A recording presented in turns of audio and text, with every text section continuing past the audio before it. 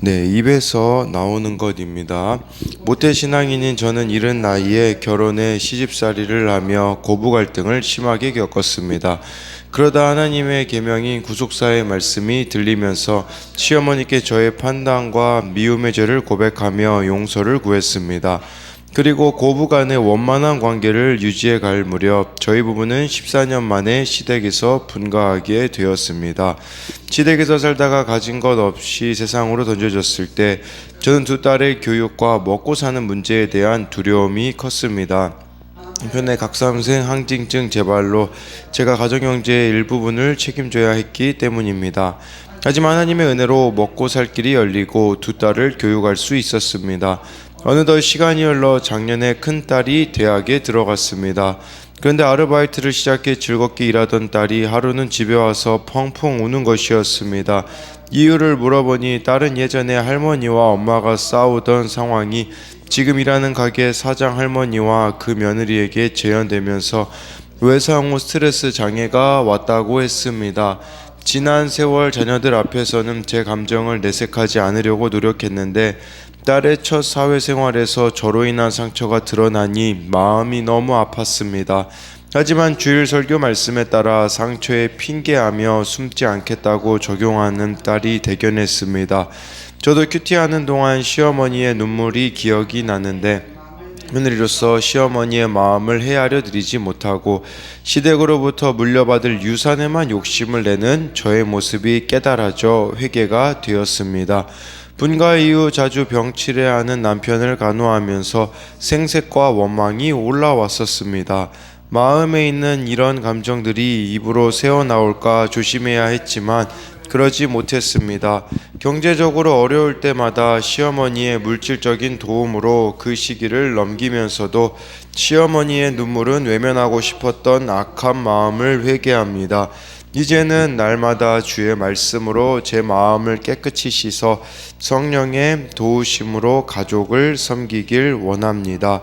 적용하기: 시어머니에게 안부 전화를 자주 드리겠습니다. 큰딸의 외상 후 스트레스 장애 치료를 위해 고양이를 기를 수 있도록 허락하겠습니다. 네, 여기 묵상 간증에 이렇게 나와 있는 부분처럼 딸이 이제 예전에 이제 시어머니와 이제 며느리였던 이 딸에겐 엄마죠. 이런 이 모습이 아르바이트하는 곳에서의 사장 할머니와 며느리에게 재현되면서 외상 후 스트레스가 왔다고 하잖아요. 근데 그걸 통해서 인정하는 거, 핑계하며 숨지 않겠다고 이제 적용하는 딸이 대견했고, 또 이분이 자신의 모습을 이제 보게 되어짐으로써 또 이렇게 시어머니에 대한 이런 부분들, 또 남편에 대해서도 생색나는 이런 부분들도 다 이렇게 또 회개가 되어지는 또 그런 내용이라고 할 수 있습니다. 오늘은 마태복음 15장 1절부터 20절까지인데요. 1, 2절 말씀 보면요. 그때에 바리새인과 서기관들이 예루살렘으로부터 예수께 나와 이르되 당신의 제자들이 어찌하여 장로들의 전통을 범하나이까? 떡 먹을 때에 손을 씻지 아니하나이다 라고 해서요, 이 그때에 라고 이렇게 해주고 있잖아요. 그때가 언제겠습니까? 정말 예수님이 이렇게 오병이어의 기적을 베푸셨을 때라고 할 수가 있는 것이죠. 그러니까 이 바리새인과 서기관들이야말로 영치 아니겠습니까? 우리가 노래 못하는 사람을 음치라고 하잖아요. 영적으로 도무지 깨닫지 못하는 사람은 영치라고 할 수 있습니다. 정말 이제 그 오병이어 기적 좀 맛봤다면 그것들 뭐 소문이라고도 들었겠죠. 그러면 이제는 예수님이 메시아구나 해야 되는데, 이들 바리새인들 서기관들이 예루살렘으로부터 와가지고 하고 있는 말이 당신 제자들은 장로 전통 범한다, 떡 먹을 때 왜 손 안 씻냐, 이런 거죠. 그러니까 우리가 이 비본질적인 것에 치우칠 때가 너무 많이 있다라는 거예요. 그러니까 말씀이나 경건생활 등 이런 본질이 아니라 교회에서도 예를 들자면 연례 행사, 교회 조직, 직분 선출 등 거기에 더 이렇게 많은 관심을 갖는 경우가 있는데, 이것은 교회가 생명력을 잃어갈 때 생기는 증상이다 라고 볼 수 있습니다. 그래서 이 교회가 이제 발전하다가 쇠퇴하는 교회를 그런 말이 있어요. 그 화석화된 교회다. 신앙이 다 화석처럼 딱딱하게 굳어져서요. 박물관적인 교회가 있다라고 해요. 박물관적인 교회라는 것은 과거에는 뭔가 있었지만 지금은 더 이상 그렇게 되어지지 않는 바로 이런 모습이 바리새인과 서기관들의 또 모습이라고 할 수가 있는 것이겠죠. 근데요, 문제는 무엇입니까? 바리새인과 서기관들이 변화되어지고 있지 않다라는 데 문제가 있다라는 거죠. 그러면요, 우리도 마찬가지예요. 변화가 일어나지 않는다라는 것은 이유가 있거든요. 그렇다면 이 바리새인과 서기관들은 무슨 이유 때문이었을까요? 크게는 두 가지로 봅니다. 하나는 돈입니다. 돈. 네, 왜 그러냐면 이렇게 사람들이 다 이렇게 예수님께로 쏠리다 보면 네, 이제 사람들이 예루살렘 공회에 가서 제사도 예루살렘에 가서 그 예루살렘 성전에 가서 제사도 드리고 헌금도 해야 되는데 예수님만 쫓아다니니까 큰일 났다 싶은 거죠. 그래서 모든 문제의 끝은 돈이 있었다. 또 두 번째는요, 기득권이죠, 기득권. 그래서 이 바리새인과 서기관들이 네, 사람들로부터 누리고 있었던 인기부터 시작하여서 그들이 가지고 있던 이 기득권을 포기해야 되기 때문에 포기하기 싫은 예수님이 미워 보이게 되는 거죠. 우리도 마찬가지로 변화하기 싫은 그 나를 변화하지 못하게 만드는 그것이 주인이 되었을 때 예수님이 싫어질 수 있다라고도 또 볼 수 있어요. 그래서 1, 2절에 대해서도 우리가 적용할 수 있는 것은 나의 신앙은 화석처럼 굳어버린 신앙인가요? 아니면 살아있는 신앙인가요? 예, 지금 이 바리새인과 서기관들이 굳어버린 신앙인 것이죠. 나의 삶에 본질적인 변화를 일으키지 못하게 만드는 것은 무엇이 있습니까? 그래서 우리들의 삶이 예수님 안에서 변화가 이루어지지 않고 있다면 그 안에 무엇이 걸림돌이 되고 있는지를 말씀드리는 것이죠. 3절에 대답하여 이르시되 너희는 어찌하여 너희 전통으로 하나님의 계명을 범하느냐라고 이렇게 해서요, 장로들의 전통은 하나님의 율법과 상관이 없다라고 이렇게 말씀해주고 있는 거예요. 이 장로들의 전통은요, 주로 바리새인들이 따랐다라고 하더라고요. 사두개인은 이 전통을 따르지 않았던 그런 것들이 있다고 하더라고요. 그러니까 장로들의 전통은 이게 뭐냐면 하나님이 하나님께 나아갈 수 있는 우리에게 있는 그런 부정함을 제하고 정결함으로 하나님 앞에 나아갈 수 있는 말씀을 주셨잖아요. 그런데 장로들이 이 구약의 정결법 하나님이 주신 말씀에다가 자기들이 막 규정을 만들었거든요. 이거 하나님 앞에 나아가려면 깨끗해야 되는데 어떻게 깨끗해야지 하면서 자기들이 이렇게 만든 전통이 있었는데 오히려 이 전통이 하나님의 계명을 범하게 되어지는 아이러니, 이런 모순이 벌어졌다라는 것이에요.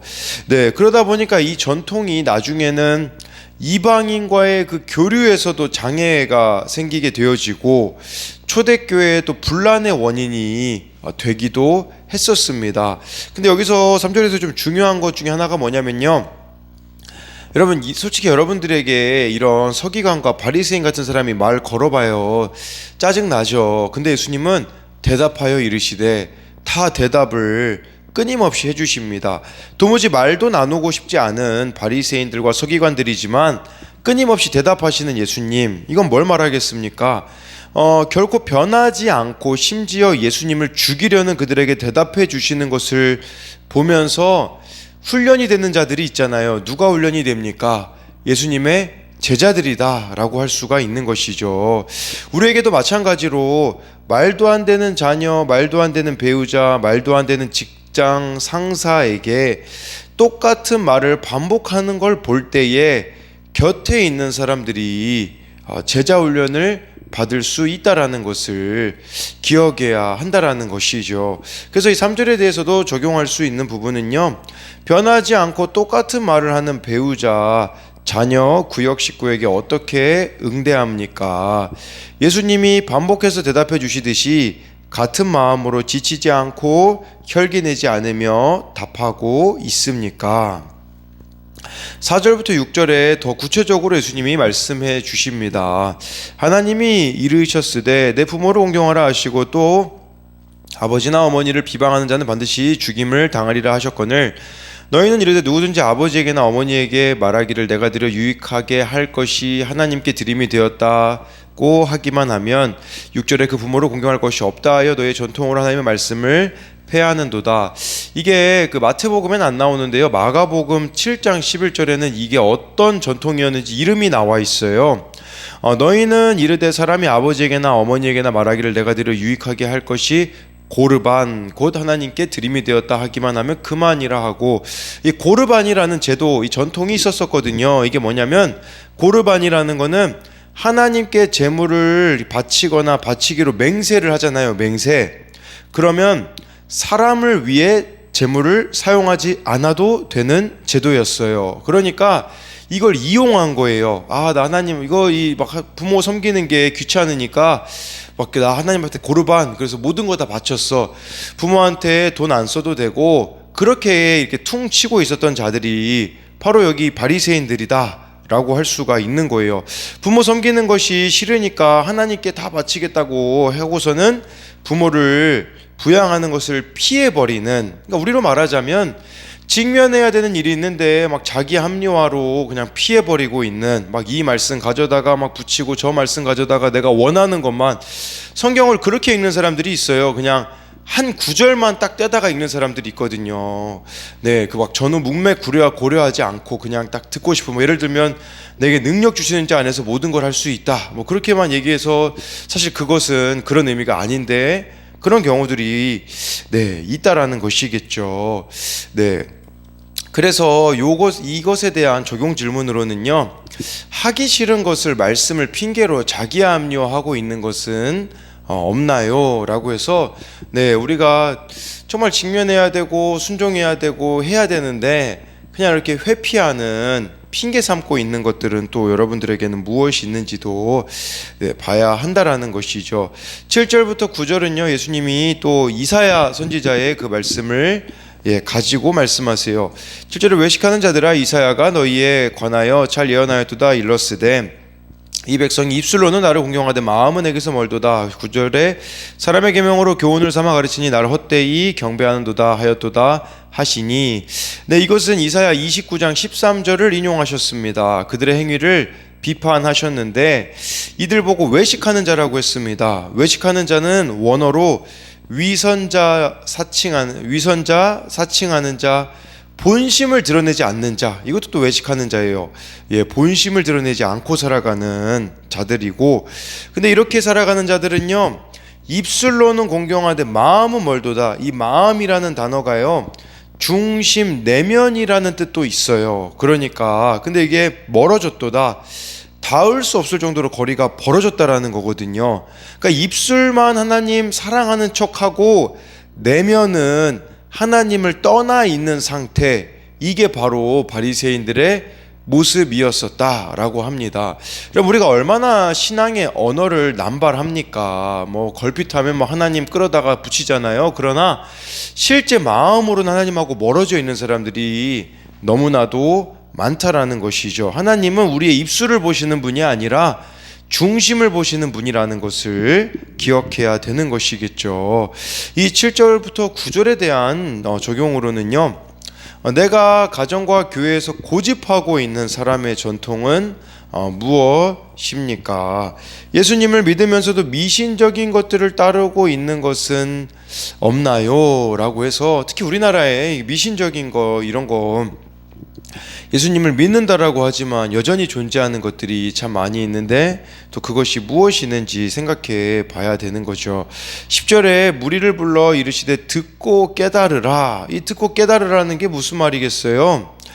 이 말씀을 듣고 깨달아서 맹인이 아니라 참 제자가 되라, 이렇게 예수님이 말씀하시는 것이겠죠. 그러면서 이제 11절부터 14절까지요, 입으로 들어가는 것이 사람을 더럽게 하는 것이 아니라 입에서 나오는 것이 사람을 더럽게 하는 것이니라. 12절에 이에 제자들이 나와 이르되 바리새인들이 말씀을 듣고 걸림이 된 줄 아시나이까. 13절에 예수께서 대답하여 이르시되 심은 것마다 내 하늘 아버지께서 심으시지 않은 것은 뽑힐 것이니 14절에 그만두라. 그들은 맹인이 되어 맹인을 인도하는 자로다. 만일 맹인이 맹인을 인도하면 둘 다 구덩이에 빠지리라 하시니 해서요, 회개하기보다 분노하는 바리새인들에게 예수님은 두 가지 비유를 통해서 이들은 천국에 들어갈 수 없다고 하십니다. 첫 번째가 13절이죠. 네.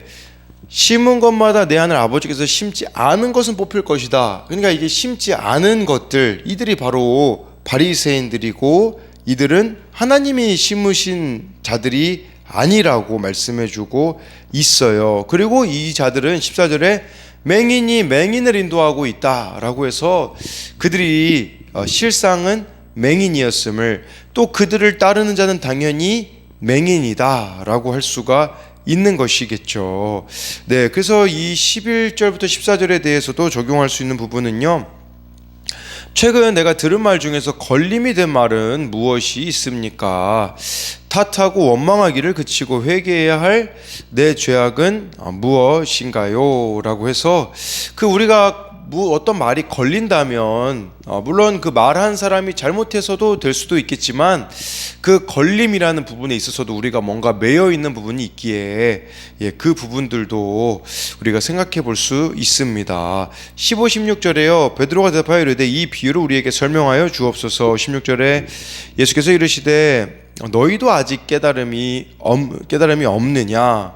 그러니까 베드로가 또 예수님에게 물어봐요. 이거 예수님 무슨 비유입니까? 근데 예수님이 너희 아직까지 깨달음이 없냐? 그래서 제자들에게는 아직도 모르냐고 이렇게 야단을 치시는 것이죠. 네, 이것이 사랑 아니겠습니까? 예수님은 제자들이 편하기에 이렇게 또 가르쳐 주시는 그런 부분들을 또 볼 수 있는데, 이 15, 16절에 대해서도 적용할 수 있는 것은요, 주님과 친밀하기에 성령의 음성, 제가 이제 괄호에 잔소리라고 하는데, 대부분 성령의 음성을 진짜 들을 때 그게 잔소리 아니겠습니까? 우리 입장에서는 받아들이기가 때론 쉽지 않은데 잘 듣고 있느냐라는 것이에요. 정말 주님의 음성을 우리가 바르게 듣고 있느냐라는 것인데, 주님의 음성을 바로 듣는 거 자기 부인의 삶이 아니겠습니까?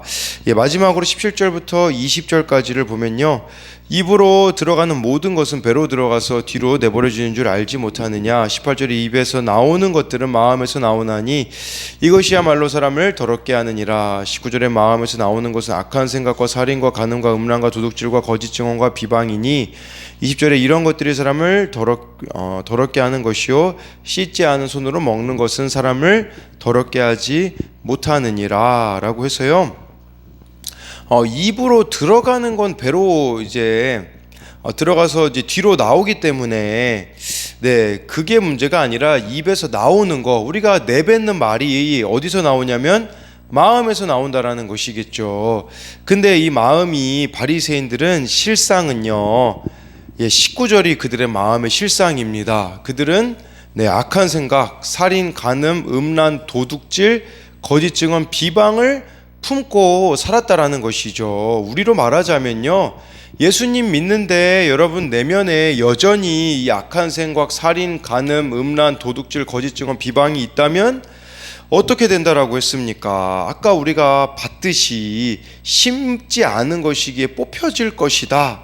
그러니까 이것은 우리들에게 이걸 우리가 바꾸지 않으면 지옥 간다라는 의미라고 볼 수가 있는 것이에요. 근데 이 바리새인들은 우리로 말하자면 아무리 성경 읽고 교회 오래 다녀도 여전히 악하고 음란하다면 그것은 합당하지 않는다라고 볼 수가 있는 것이겠죠.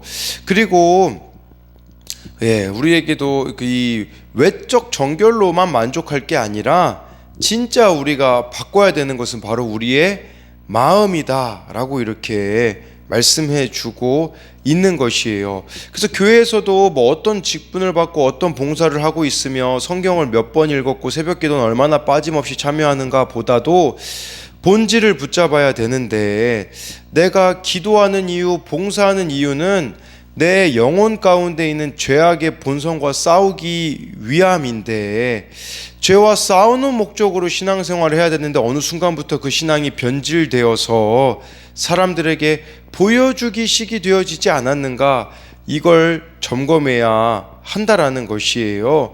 그래서 본질은 예수님의 말씀과 그 예수님의 삶을 실천하는 길로 나아가는 것이 아니겠습니까? 그런 의미에서 내 안의 죄악을 날마다 말씀으로 비춰 회개하는 것이야말로 최고의 깨달음이라고 할 수 있습니다. 이게 우리의 큐티의 목적이 되어져야 한다라는 것이죠. 이 말씀을 통하여서 이 19절 말씀에 있는 내 내면의 악함을 발견해내는 것이 최고의 깨달음이라고 할 수가 있는 것이겠죠. 그리함으로써요, 정말 이 20절에 대한 적용 질문은 예수 믿는 사람으로서 참된 사랑을 보여주기 위해 끊어야 할 중독은 무엇입니까? 그래서 우리 안에 끊어지고 있지 않는 지금 그 중독들은 무엇이 있느냐라는 것입니다. 악한 생각과 살인과 간음과 음란과 도둑질과 거짓 증오와 비방 중 내가 습관적으로 저지르고 있는 죄악은 무엇인가요?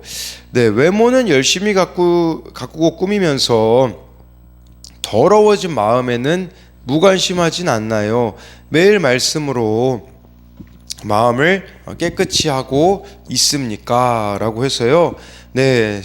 중요한 것은 우리의 내면의 점검이다 라고 할 수 있어요. 이 바리새인들은 껍데기 신앙이다 라고 볼 수 있지 않겠습니까? 껍데기가 아니라 정말 우리가 날마다 이 내면이 예수 그리스도의 십자가 보혈로 말씀으로 씻김 받는 저와 여러분들이 되기를 소망합니다.